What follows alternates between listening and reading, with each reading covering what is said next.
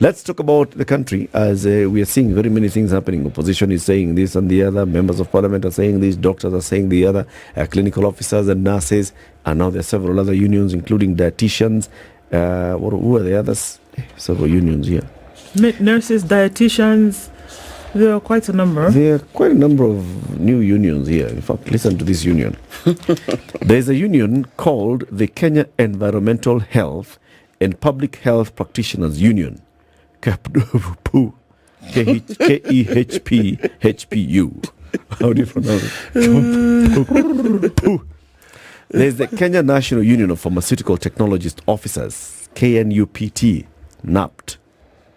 The Kenya National Union of Nutritionists and Dietitians, KUNAD. First of all, they want to be recognized, and they've also issued a strike notice. Our guest this morning is Peter Muchendu, a governance expert. He's here. Good morning, Peter. Good morning to you. How are you doing? I'm doing fine. Good to see you, brother. Good to see you too, sir. Karibu sana. Asante, nimeshukuru. CT sends his greetings. Yes. He's away, he's chilling. Uh-huh. But he'll be back soon, God willing. And he says the products for this week, the proverbs for this week are from the kingdom of Morocco. Uh-huh. Have you been there? No. I have not been to Morocco. Yeah. But I hope one day I'll get to see the city of Marrakech. Yes. Yeah. You know, you're a farmer. Yes. Morocco. Yes. Produce fertilizer. Yes. Na si hii gushi. Si mbolea gushi. Wow, wako na mbolea. For real. Okay. Today's proverb. Yes. The ones who fear live. The ones who fear live. Yes. I think I'll do a direct interpretation of the proverb that for you to get a long life, you have to exercise precaution.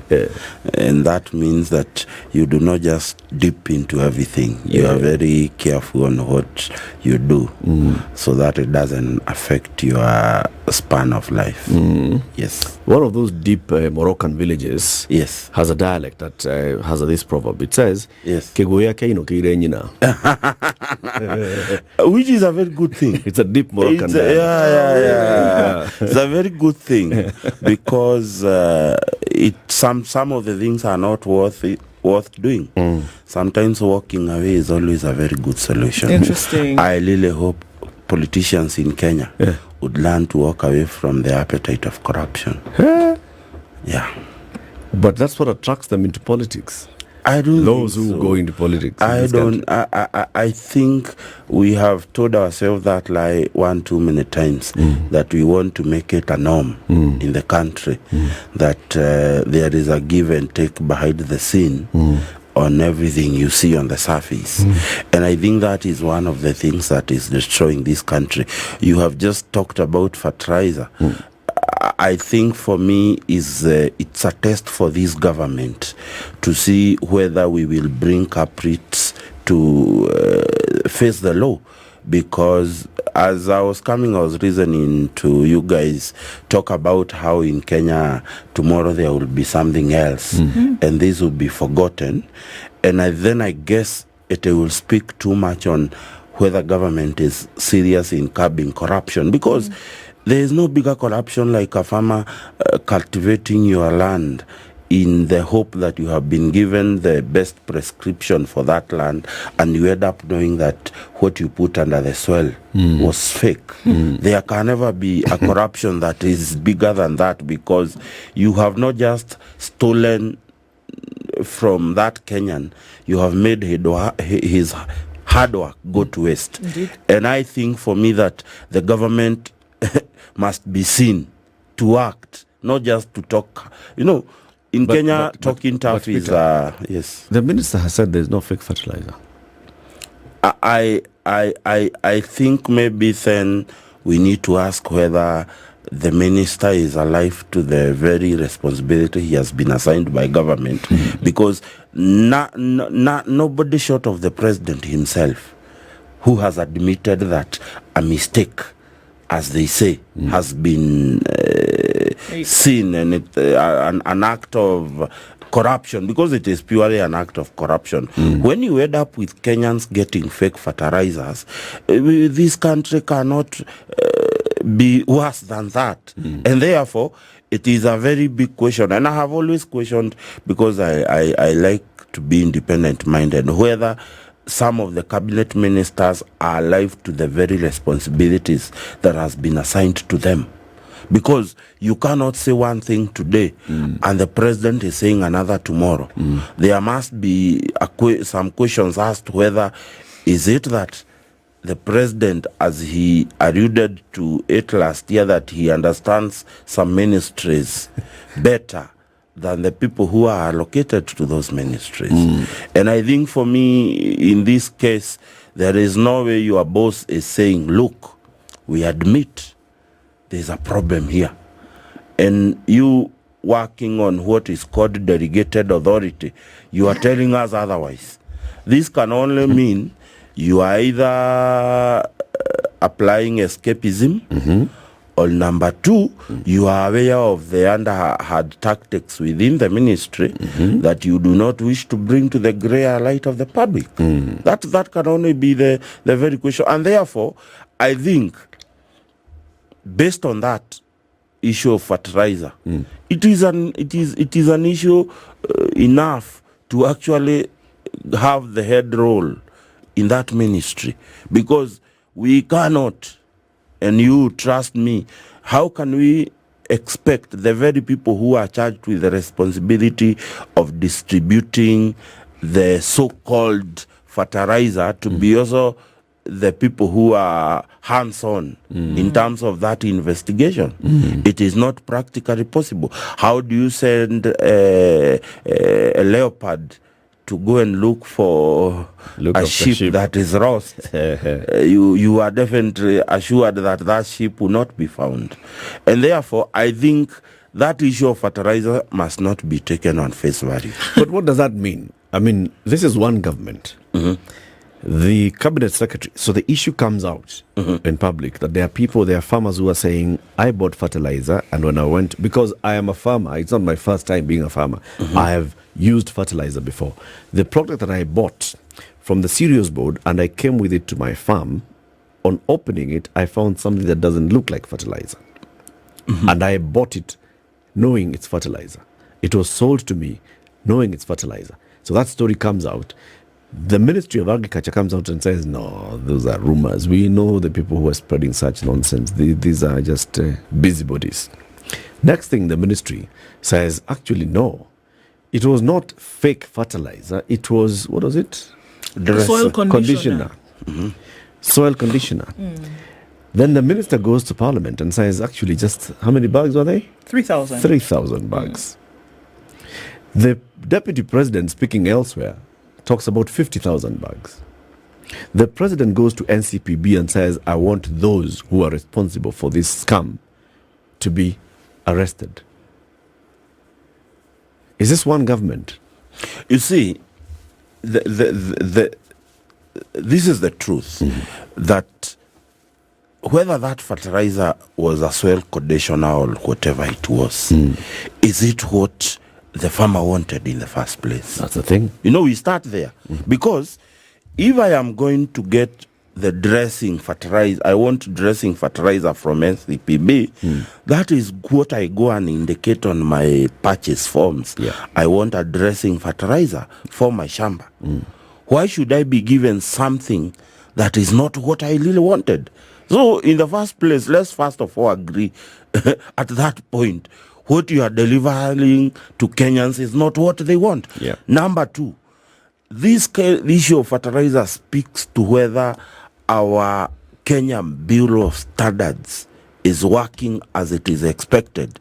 It is one of the organizations that has had polarized politics for some time now, and this now says that we have a Kenya Bureau of Standards that is not doing its job. Because let's face the fact, when you say that the fertilizer was not up to standard. Who is supposed to do the standardizing of these imported? Because you and I know these are imported commodities. We do not produce them here in this country. And therefore, I think the truth of the matter, I was reasoning to the NCPB guys being grilled yesterday at Parliament, and I can bet you they still gave different numbers than what was being said. And the fact that there is being quoted quite a number of different numbers is where you must know that there is more than meet the eye behind this saga, because we are not even sure whether, do we say the entire fertilizer that has been imported in that span of time is actually good for consumption of farmers? And that should beg the question today, how many Kenyans have the confidence to walk into NCPB and purchase that fertilizer in the belief that it is the right commodity that they are going to put in their chambers? And for me, I think we are coming from a place where for the last 4 years we have not had good rains in the country.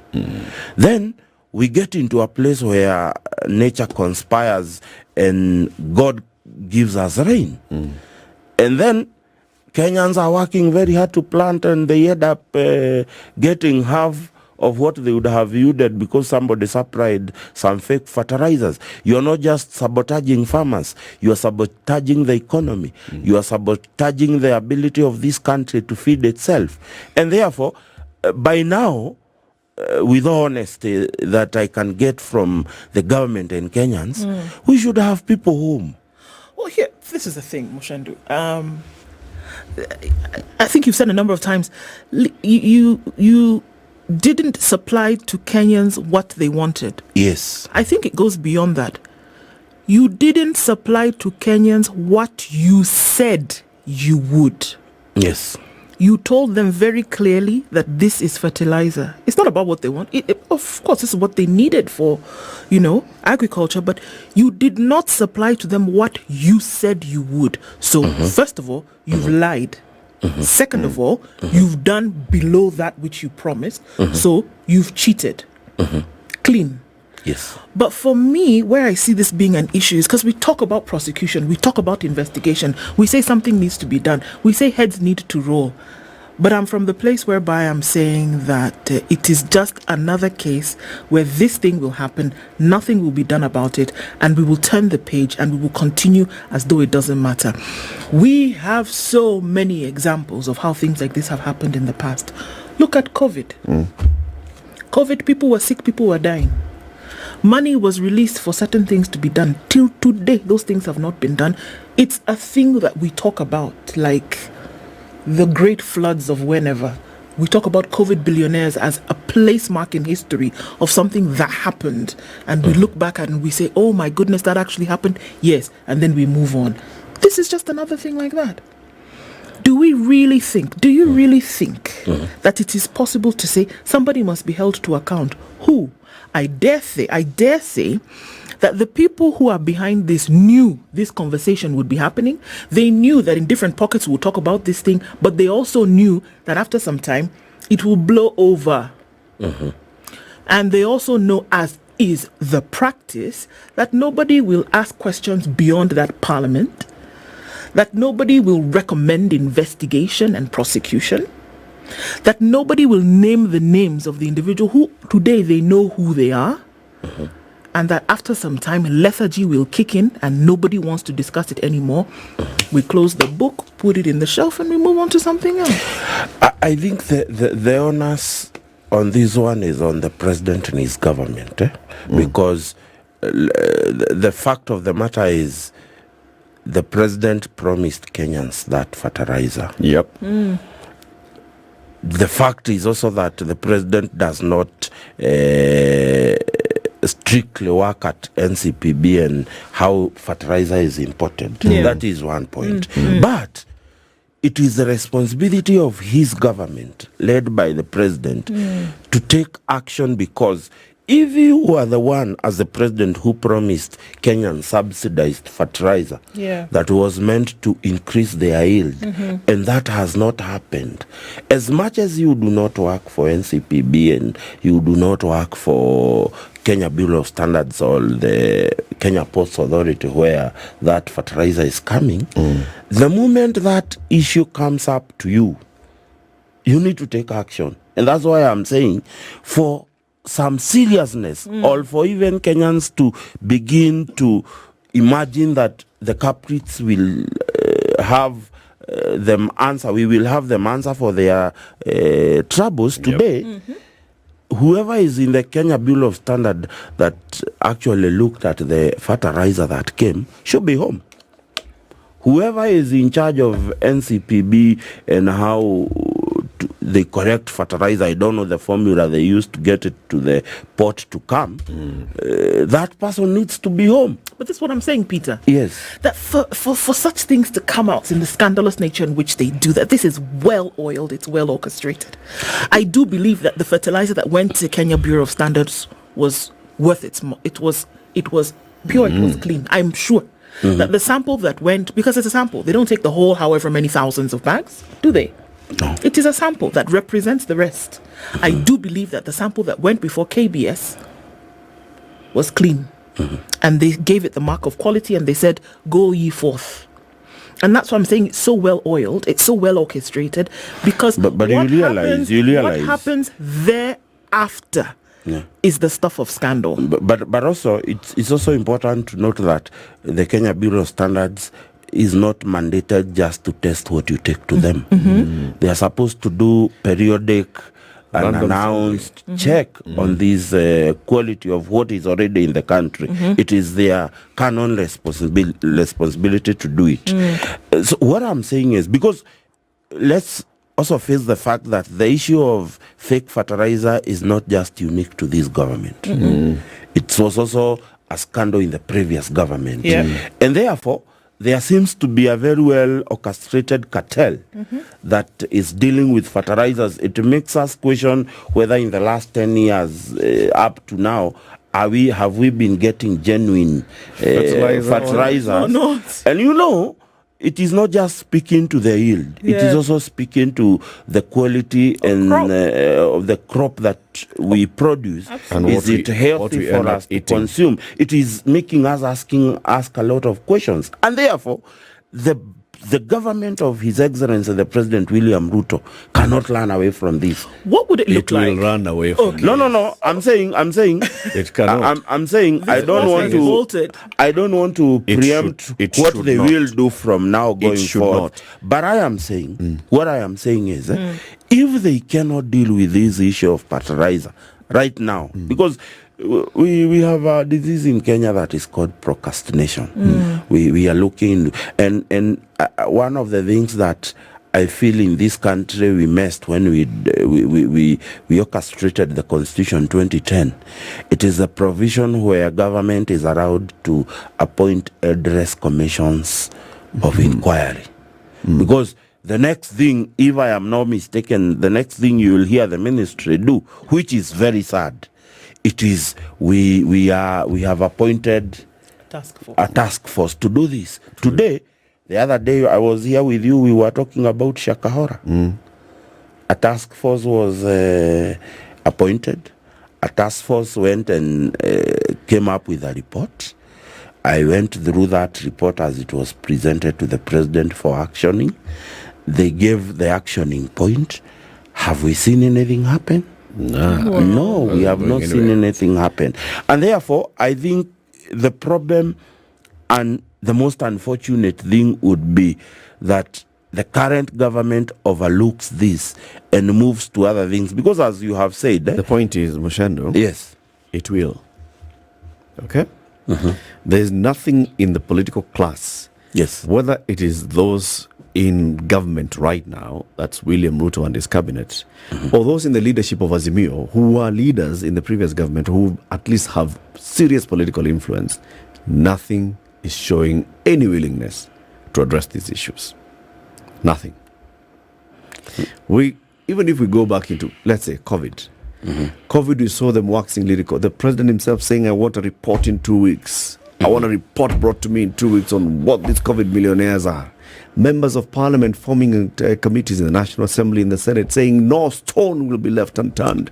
Summoning people and asking them, how did you get, how did you go to go? Nothing came out of it. Yes. Nothing. Not ESCC, not DCI, not parliament, nothing. Okay? The culture of people must go home always ends up with the junior people or smaller people in that chain going home. The beneficiaries, the billionaires, they don't go anywhere. Those who you say, okay, so KEMSA, how did this happen? Procurement manager, home, CEO, home, bring a new one. Then you go into the next thing. Oh, malaria, mosquito nets. Remove the leadership of KEMSA. Bring a new board. That one, go home. Have you heard anything happening about that malaria scandal? The mosquito net. Go home. This one, fertilizer. As long as we are treating it the same way. Even if you look at, and I was saying it earlier, Azimio leadership calling a press conference to say, Nakumicha, Nani should go home. This one. And clicking their tongue and everything. This is absolute nonsense. Let's accept as citizens that those that we have entrusted with leadership are there to steal from us. And we must find ways of dealing with them. Because this is what we need to do. We need to make sure that Medeka Linturi knows he cannot get away with just coming up with a statement and saying, I know it was just 3,000, it was just oil conditioner. No, that's not the point. We cannot just get away with the president walking into NCPB and saying, I need an investigation, and then it ends there. It cannot be that members of parliament are going to summon people and have some drama and it ends there. It cannot be that those who want to be the next leadership of this country, those in the opposition, will call a press conference and shout and shout and shout and threaten and warn, and it ends there. It cannot be. The thieves are sitting pretty. The problem in this country, the problem in this country is that leaders in this country don't want to take political responsibility. I was reading an old story. I came across an old story the other day about Pakistan. Some years back, there was a very grisly train accident in Pakistan. And even before something could be done, the minister in charge, the Secretary of Transport in Pakistan, the MD of the railway company in Pakistan had resigned within an hour of that accident because it was already in the news that there was a problem with the railway that had not been fixed. And I think one of the major problems we have is that we have not allowed the top brass to take political responsibility. Because if today this was happening in Pakistan or in Brazil or in India for a fact, the minister would have resigned, voluntarily resigned, and accepted to be investigated. And I think, as you have put it right, the moral compass of the government official will be put in question. Because if you look at COVID, the people who ended up paying for it were the junior officers in the ministry. The CEO of KEMSA, Dr. Jogona, who was not the person controlling how COVID equipments were being brought in the country, and who, because when we say we want to give the nation subsidized fertilizer, this is done through what you call a cabinet decision. And therefore that cabinet decision is communicated downward for implementation. And if there is a problem, and because here we are not saying if, we know there is a problem, and I have said the only honest thing for the Minister of Agriculture to do is to take responsibility, step aside, allow investigations to be done, because we are not, as I have said, we are not just talking about the yield going down. We are also questioning the quality of the crop that we will produce. Are they hazardous to us if we eat them, considering this is not what was supposed to be given to those crops? And therefore, regardless of how the government is going to take this issue, my honest opinion is that there has to be a political responsibility beginning with the Minister of Agriculture, because if the president, and he has, you saw him at NCPB, he has accepted that there is a mess within NCPB, before we can go for the people at the NCPB who are actually the actual people perpetrating it on behalf of someone, we must start with the top brass, the minister, the PS, the director of agriculture, and all those people. I think they should be home and allow a clear investigation to take place. That is if the government is intending to be seen, not just to say, to act. Many things happening, Peter. So there's fertilizer on one hand, there's the doctor strike on another, there is the issue of delayed disbursement of capitation. So what latest figures do you have on that? We'd like to hear. There is the issue of delayed disbursement to counties. There's so many things, so we can see what's not working. What's our route to a solution? Well, especially on the issue of capitation, because I remember it was one of the hot topics we had the last time I was here. And I've taken a very keen interest on how capitation is being done at schools. A student in high school is entitled to 21,000 shillings as capitation money. 22,450 actually. Yes. Of course, when you reduce what they say is the processing and what have you. Now, last year, eventually they ended up on disparting, I think, 10,000 shillings per student per year. I attended a meeting that was in KU by the Education Committee in Parliament some few weeks ago. And we are at today's April, we are heading to our second term. We have only dispersed about 4,000 shillings. For term one. Yes, 4,000. It doesn't, because if it's 22,000 shillings and you're dispersing for 3 terms, assuming you do an equal disbursement, you're talking about 7,000 shillings and some few hundreds per term, which has not happened. That is one. Then, on the other end, you have members of parliament who are dealing with CDF, and if you may have seen, you have seen quite a number of parliament talking about a unified or uniform award of Form 1 bursaries, capped mostly at 1,000. And you realize that the members of parliament are saying that a student is already being given capitation, and therefore whatever they are giving to schools is enough. Now, assuming you have a school of 500 students and all of them are day scholars and they are being given 1,000 shillings per term as they have been given, it's about 500,000. A student is supposed to receive capitation of 22,000. He gets 4,000 per student. That's about 2 million Kenya shillings dispersed to that school, plus the 500,000 that is being given by CDF, and therefore a parent is told you cannot now pay because CDF has paid the balance. That means that Mwalimu has been given 2.4 million to run a school in one term. He is expected to pay the non-teaching staff who are working at the school. He is expected to pay utilities within the school. She or he is expected to buy the necessary equipment needed to run the school. That same person is supposed to feed the 500 students an entire term. And when you add up all those things, then there is a problem.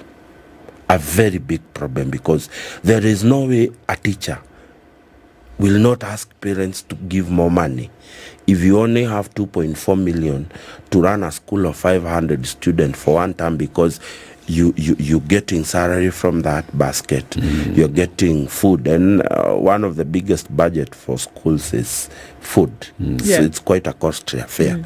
And therefore, I think we have a problem that must be addressed, and now, because why would we give capitation at 22,000 shillings, budget it, have ministerial statement confirming the money has left treasury, but when you go and talk to the head teachers, and some of them are gracious enough to show you the books, that money has not reached, because the treasury, every time they release money, they communicate that we have released this money from the exchequer to the relevant ministry.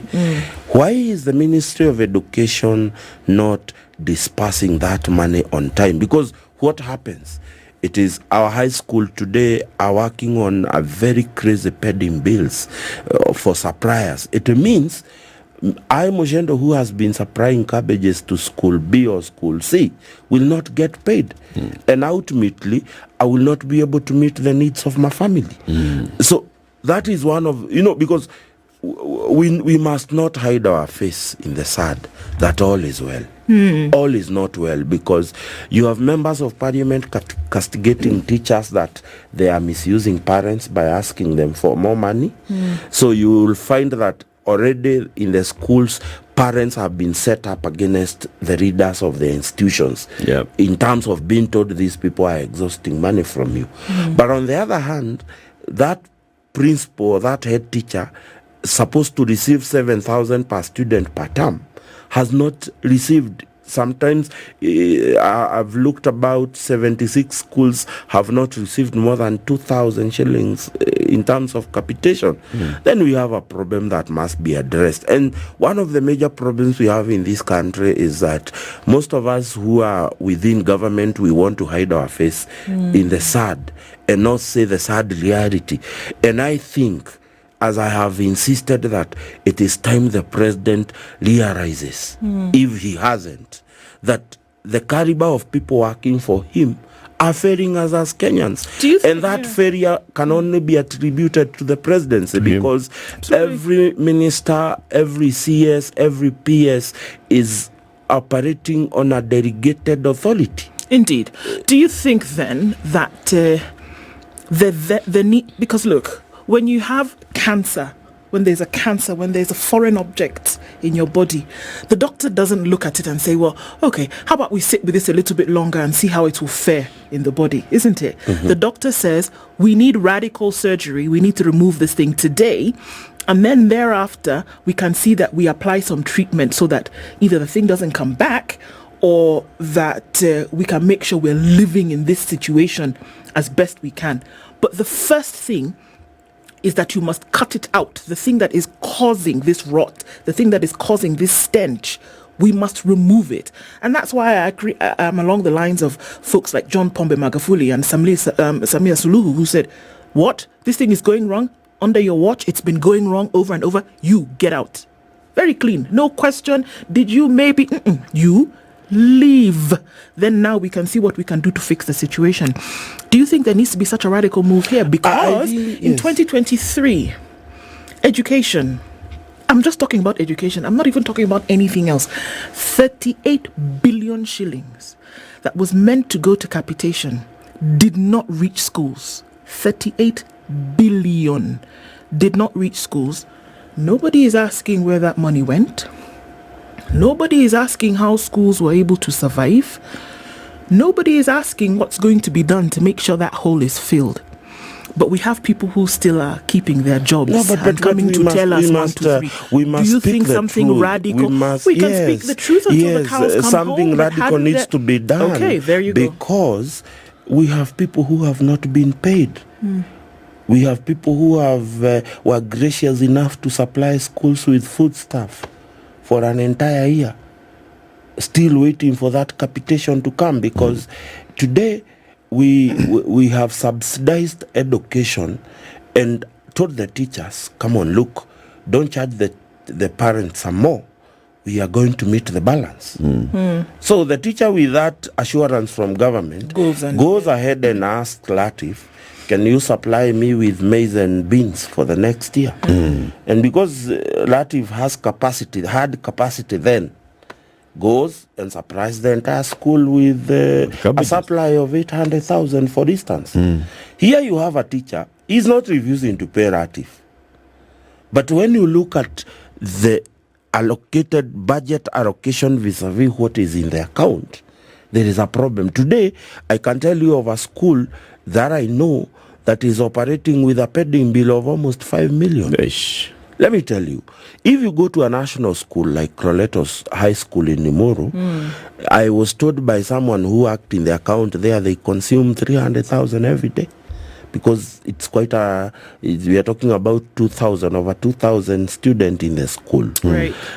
Now I want you to imagine a teacher like that getting people to supply to the school, and you do not get that capitation. And you know, you're talking about 22,000 per student times 2,000. You can imagine how much budget deficit it is going to create. Heavy. And therefore, the president, and I am talking with all and honesty I can command, it is not the time for the president to smile at these guys. If this country is going to take him with the seriousness we deserve, the head of state. Do you think, Peter, that folks who are at the positions where they're supposed to be, they're the vanguards of those particular ministries? And so, education is a glaring example. Health is another example. Infrastructure, another example. The folks who've been or stand at the positions of authority in those areas, if things under their watch are going wrong, should they be asked they should not be asked. The question, you don't need to ask them. Let me ask if you're serious, you need to send them home. This is my question. Yes. I'm not saying should they be asked what's going on. No, we can see what's going on. My question is, should they be fired? Yes, they should be fired. Because let me tell you, Ratif, and if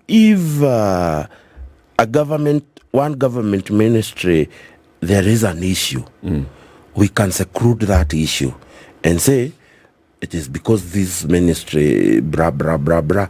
But when you have a number of government ministries having issues at the same time, the only logical thing to do, it is to show people the door. It is the start. It is at that starting point that we will see that yes, this may have gone wrong, but the president is looking to offer solution. But I can tell you for a fact, I will not. We cannot talk about the Ministry of Education last year and its problems, and talk about the Ministry of Education this year and the same problem with the same people in charge. Which is why I disagree with you. Yes. I do not think the president needs to fire these people. I think we need to sit with the president and ask him several questions. Question number one, have the people told you the truth? Yes. And I think everybody has told the president the truth. And I say this because the president himself lately has even been saying, we need to live within our means. The problem that we are facing in this country is a financial problem. Okay? That is where we are. We are not able to disburse money to counties, to schools. We are not able to pay money for pensions for our pensioners. We are not able to do all these things because we have a problem with the money. We are having a conference next week to discuss public wage bill. Doctors are on strike, and the standoff here is on the amount 70,000 shillings versus 200,000 shillings for interns to go. The issue here is money. Is the president aware? I say the president is aware because he has said it. And I think now what we need to remind the president is, Mr. President, let's stop now pussyfooting around this issue. Can we sit down as a country and talk about our financial situation? This is our financial situation. The president has said, conservatively, in my opinion, that close to 70% of what we are collecting is going to pay public debt. Let's say that's an average. 70% of our revenues, ordinary revenue, is going to public debt. 47% of our ordinary revenue is going to pay salaries. There's money that should be going to development. There's money that should be going into all these other things, to finance education, to finance security, and all these other matters. We don't have the money to do it. Can we have a conversation about, so what do we do? I think that's what we need to have, a conversation. He can wake up tomorrow and fire everybody and bring in everybody fresh. The problem remains the same. Are you collecting enough? How much are you spending? Are you spending it on the right things? What can we do on the situation that we are in today? If we do not face our financial problem, because that's the biggest problem we have, and the president has said it more than once, that's why I'm saying I'm 100% confident that he's aware of the problem, then we're not going anywhere. We should stop pussyfooting around these issues. Just forget it. Can we just say, okay, he says he'd like us to raise ordinary revenue, incrementally over time. Stop only raising 2 trillion shillings, go to raise 4 trillion shillings. What's the roadmap to that? Currently, are we raising 2 trillion shillings? The 2 trillion shillings that we are raising, what are we doing with it? Because if we don't have that conversation, then we are borrowing more. We still don't have money to spend. We will not have money to send to schools for capitation. We are still dancing around with that. We will not have money to do for health. Universal health coverage as it is right now, primary health care, level 1, 2, 3 should be funded by taxpayers from the exchequer.